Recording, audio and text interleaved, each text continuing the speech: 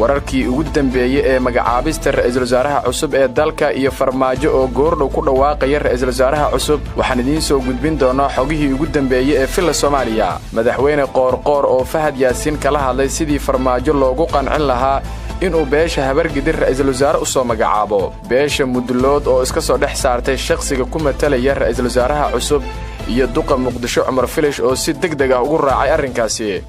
dawladda Ingiriiska oo si la yaab leh taageero ugu muujisay qorshaha farmaajo ee muddo kordhinta xog ku saabsan ciidan ka socda dawladda Eritrea oo qaab infantry ah ku soo galaya Muqdisho iyo cabsi xoog leh oo arrintaasi ka dhalatay Ethiopia oo jawaab culus iyo digniin ka bixisay qorshe ay Masar ka wado maamulka Somaliland maxkamad go'aan ka gaartay kiis dacwadeed ka dhan ah safaaradda Soomaaliya ee Nairobi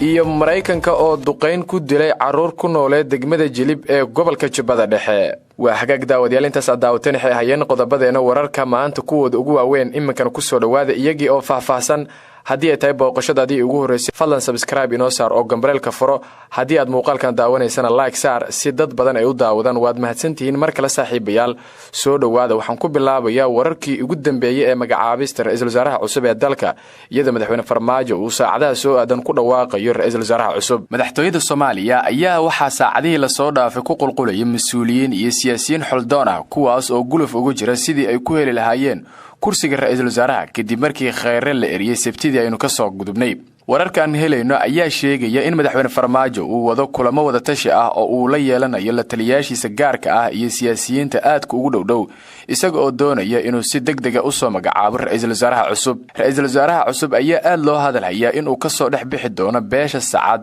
ee habargidir waxaana durbaba miiska loo saaray xubno ka tirsan beeshaas oo aad loo hadalhayo in loo soo magacaabi doono ra'iisul wasaare cusub inkastoo aan la hubin shakhsiga rasmiga ah ee ra'iisul wasaaraha loo magacaabayo ayaa haddana laga yaabaa in madaxweynuhu uu nidaamka 4.5 uu meel kale u jiheeyo taasoo keeni karta in ra'iisul wasaaraha beel kale ama qabiil kale uu ka yimaado farmaajo ayaa la kulmay madaxweynihii hore ee Galmudug Axmed Ducaale Geelle Xaaf iyadoo wararku ay sheegayaan in kulanka intiisa badan looga hadlay arrinta la xiriirta magacaabista ra'iisul wasaaraha cusub geesta kale warar kale ayaa sheegaya in ra'iisul wasaaraha cusub uu ka imaan doono dhanka mucaaradka waxaana xusid mudan in markaasi gudoomiyaha golaha shacabka Maxamed Mursal iyo ku-xigeenkiisa Muudey ay kulan la qaateen hoggaanka madasha xisbiyada qaran waa Shariif iyo Xasane wali ma jirto xaqiiqo ku saabsan shakhsiga rasmiga ah ee noqonaya ra'iisul wasaaraha Soomaaliya hase yeeshee waxay u badan tahay in markaasi ra'iisul wasaaraha uu ka imaan doono dhinacaas iyo beesha habargidir waxa aad loo hadalhayaa amaba laga warsugayaa warka ka soo bixi doona filla Soomaaliya oo ku aadan ra'iisul wasaaraha cusub ee dalka iyadoo farmaajo uu saacadaha soo aadan uu ku dhawaaqi doono ra'iisul wasaarihiisa cusub madaxweyne qoorqoorna waxa uu agaasimaha Nisa ee Fahad Yaasiin kala hadlay sidii farmaajo loogu qancin lahaa inuu beesha habargidir ra'iisul wasaare u soo magacaabo madaxweynaha Galmudug Axmed Cabdi Kaari Qoorqoor oo Muqdisho ka wada olole siyaasadeed oo ku wajahan xilka ra'iisul wasaaraha ayaa ku dadaalaya sidii jagadaas loogu magacaabi lahaa shakhsi ka soo jeeda beelaha Galmudug xusul duubka Qoorqoor ayaa bilowday tan iyo markii isniintii isbuucan uu soo gaaray Muqdisho waxaana isla habeenkii uu filla Soomaaliya kula kulmay madaxweyne farmaajo Qoorqoor iyo agaasimaha hay'adda sirdoonka qaranka ee Nisa Fahad Yaasiin ayaa markaasi kulan gaar ah ku yeeshay xarunta nabad sugidda ee loo yaqaano Habarqadiijo inkasta oo dhinacyada aysan faahfaahin ka soo saarin kulamadooda balse warar ayaa tibaaxaya in uu jiro isfaham guud balse aan wali la isku raacin shakhsiga uu ugu dambeyntii ra'iisul wasaare u magacaabayo farmaajo hogaamiye Qoorqoor oo maamulka uu madaxda ka yahay uu martigeliyay shirkii Dhuusamareeb ayaa u muuqda mid horay u ogaa inqilaabka lagu sameeyay ra'iisul wasaare Xasan Cali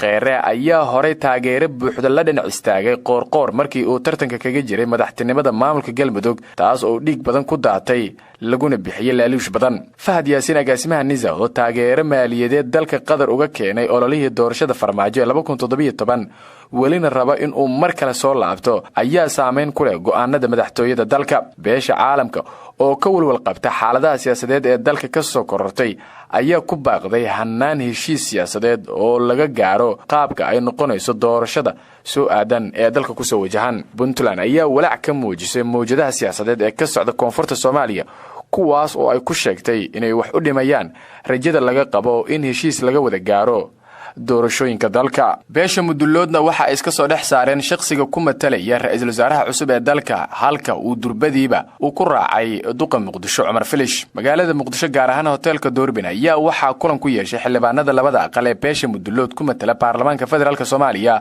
oo ay ku jiraan wasiiradii Xasan Cali Khayre. kulanka ayaa waxa ka qayb galay gudoomiyaha gobolka Banaadir ahna duqa Muqdisho Cumar Maxamuud Maxamed Cumar Filish, wasiiro iyo 14 xildhibaan oo ka tirsan beesha mudulood, iyadoo looga hadlay isbedelkii degdega ahaa ee xildhibaanada golaha shacabka ay kalsoonidii uga noqdeen ra'iisul wasaarihii hore ee dalka Xasan Cali Khayre iyo xukuumaddiisii, iyo in beesha ay la wadaagto madaxweynaha sida kursiga ay u daneynayaan. inta uu socday kulanka ayaa xildhibaanada baarlamaanka ee ku matala beesha mudulood waxa falanqeyn dheer oo ay ka yeesheen xaaladda dalka iyo shakhsiga ay u arkaan inuu buuxin karo booska ra'iisul wasaaraha xukuumadda ee ka imaanaya mudulood. ay isla garteen in ay iyagu markaasi dooraan qofka iyaga xaggooda ka imaanaya. intaas kadib xildhibaanada beesha iyo gudoomiyaha gobolka Banaadir Cumar Filish ayaa ku ballamay in xildhibaan Cabdiqaadir Cusable Cali uu beesha mudulood ku matalo xilka ra'iisul wasaaraha xukuumadda Soomaaliya, sidoo kalena loo geeyo madaxweynaha dalka ee Farmaajo. xildhibaano ka qayb galay kulanka oo markaasi ee warbaahinta la hadlay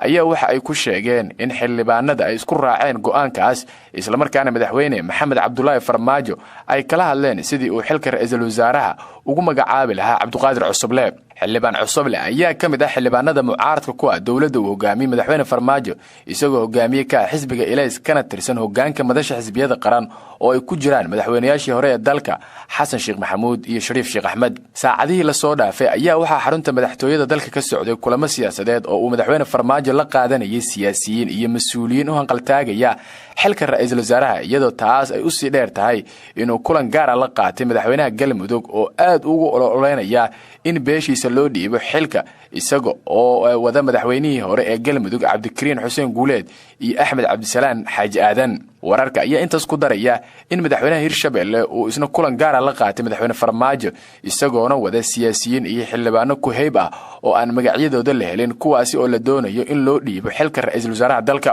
si kastaba xildhibaan Cabdiqaadir Cusable ayaa waxa uu ka mid ahaa musharaxiintii u tartantay xilka madaxweynaha Jamhuuriyadda Federaalka sanadkii 2017, isagoona helay codad gaarayay 25 cod kuna haray wareegga koobaad ee doorashadaas. waxaa kale uu ka mid yahay siyaasiyiinta sida weyn ugu ololeynayay maqaamka iyo matalaadda gobolka Banaadir ee golaha aqalka sare. markaana haddii aynu eegno dawladda Ingiriiska oo si la yaab leh taageero ugu muujisay qorshaha Farmaajo ee muddo kordhinta. safiirka UK u jooga Soomaaliya Danjire Penfred ayaa maqrinimadii xalay waxa uu soo dhigay bartiisa gaarka ee Twitter-ka muuqaal kooban oo kaga hadlayo xaaladda siyaasadeed ee dalka. waxa uu sheegay Danjiruhu inay jiraan dad badan oo su'aalo ka qabay sida dawladda Ingiriiska ay u aragto dhacdooyinkii cusub ee siyaasadda Soomaaliya ku soo kordhay. waxa uu sheegay safiirka in aysan xilligan ee mudnayn Soomaaliya in loo horseedo qalalaaso iyo dhibaato dalka dib ugu celin kara horumar la'aan. safaaradda Ingiriiska ee Soomaaliya waxay sheegtay inay dawladda hadda jira ee madaxweyne Farmaajo uu majaraha u hayo ay ka go'an tahay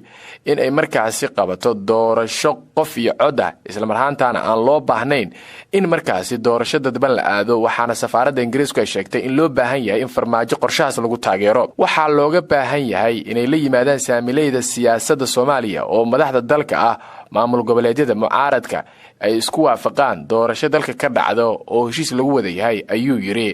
Danjire Penfred oo qoraal markaasi soo dhigay bartiisa gaarka Twitter-ka. iminkana xog ku saabsan ciidamo ka socda dawladda Eritrea oo qaab infantry ku soo galaya magaalada caasimadda ee Muqdisho. xukuumadda Farmaajo oo la tuhunsan yahay inay heshiis buuxa la gashay dawladda Eritrea oo markaas u tababarta ciidanka ayaa haatan waxa soo shacbaxay in Eritrea ay ciidan fara badan u soo dirayso Soomaaliya, taas oo walaac ku abuurtay beesha caalamka sida aan xogaa ku helnay. ciidan fara badan ayaa ku soo wajahan Soomaaliya, kuwaas oo ka socda dalka Eritrea iyagoona soo dhex mari doona Ethiopia. sidaas waxaa sheegay diblomaasiyiin iyo xubno ka tirsan beesha caalamka oo fadhigoodu yahay Nairobi. sida la xaqiijiyay, ciidankan ayaa u socda inay xakameeyaan kacdoon la isleeyahay oo ay ka dhici karaan Soomaaliya haddii la waayo doorasho xal u hesha xaaladda siyaasadeed ee murugsan ee ka jirta gudaha Soomaaliya. ciidanka ayaa ku hubaysan gaadiid dagaal iyo hub culus, waxayna ku libisan yihiin tuutaha ama dharka astaanta u ah ciidanka Ethiopia. goobaha la filayo inay ka howlgalaan ciidamadan ayaa waxaa ka mid ah magaalooyinka Dhuusamareeb, Baydhabo, Muqdisho iyo Jowhar. sida aan xogaha kaga helnay diblomaasiyiin fadhigoodu yahay Nairobi. Dowladda Ethiopia waxa ay jawaab culus iyo digniin ka bixisay qorshe ay dowladda Masar ka wado maamulka Somaliland. dowladda Ethiopia ayaa mar kale ee dab ku sii shiday xiisada kala dhaxaysa Masar maadaama ay si adag uga hortimid xiriirka Masar ee Somaliland oo la rumaysan yahay inuu dhabaha u xaarayo saldhig cusub oo deegaanadaas ay ka samaysato xukuumadda Qaahira. Ethiopia ayaa iyadoo aragta qatar amni oo hor leh haddii Masar ay saldhig military ka samaysato Somaliland xilli ay labada dhinac ka aloolsan tahay xiisada muranka badan dhalisay ee webiga Nile. Dini Mufti afayeenka wasaaradda arrimaha dibadda Ethiopia oo la hadlay wargeyska The Nation ayaa sheegay in qorshaha Masar uu gobolka Bariga Afrika u horsoodi karo khalkhal amni taas oo uu ku sii xoojinayo diidmada dowladda Ethiopia ee ku aadan dhaqdhaqaaqyada ay dowladda Masar ka wado gobolka. Afayeenka ayaa sidoo kale xusay in Masar ay u madax bannaan tahay xiriirkeeda diblomaasiyadeed balse ay marnaba aqbali doonin qorshe ay saldhig military uga samaysanayso Somaliland kaasi oo uu si cad uga hor yimid afayeenku. Hadalka afayeenka ayaa ku soo aadaya xilli ay dhawaan Somaliland tageen wafdi ka socda dowladda Ethiopia kuwaas oo wax ka weydiiyay madaxda Somaliland xiriirka iyo heshiiska ay la galayso dowladda Masar. Wafdiga Ethiopiaanka ah oo daba socday booqasho Israa'iil Masaari ku tageen Somaliland ayaa waxay xukuumadda Muuse Biixi la wadaageen walaaca ay dowladoodu ka qabto xiriirka cusub ee Masar iyo mowqifkooda ku aadan. xiriirka cusub ee Somaliland iyo Masar ayaa u muuqda mid xiisad xoogan dhaliyay iyada oo ay dab ku sii daartay xiisadaasi ka dhex aloorsaneed Masar iyo Ethiopia oo iyadu walaac badan ka qabta dhaqdhaqaaqa Masar ee geeska oo ay ku hayaan webiga Nile. Ugu dambeyntiina Mareykanka ayaa duqeyn uu ka geystay gobolka Jubbada Dhexe waxa uu ku dilay caruur. dagaalamayaasha Al-Shabaab ayaa waxay ku eedeeyeen dowladda Mareykanka in ciidamadooda oo duqeyn ka geystay degmada Jilib ee gobolka Jubbada Dhexe ay halkaasi ku dileen caruur kuna burburiyeen guryo. duqeynta oo dhacday shalay ayaa warbaahinta taageerta Al-Shabaab lagu soo bandhigay sawirro muujinaya meydadka 3 caruur ah iyo burbur soo gaaray guriga ay ku noolaayeen. caruurtan ayaa la sheegay inay da'doodu u dhaxayso 8 sano ilaa 13 jir.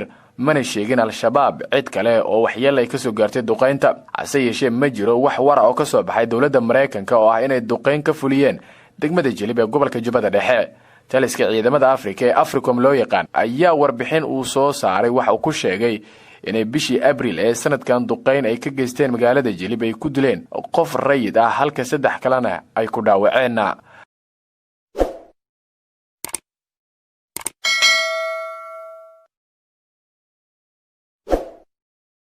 wararkan wararkooda xigeentan ku kulmi doono sidaas iyo nabadgelyo.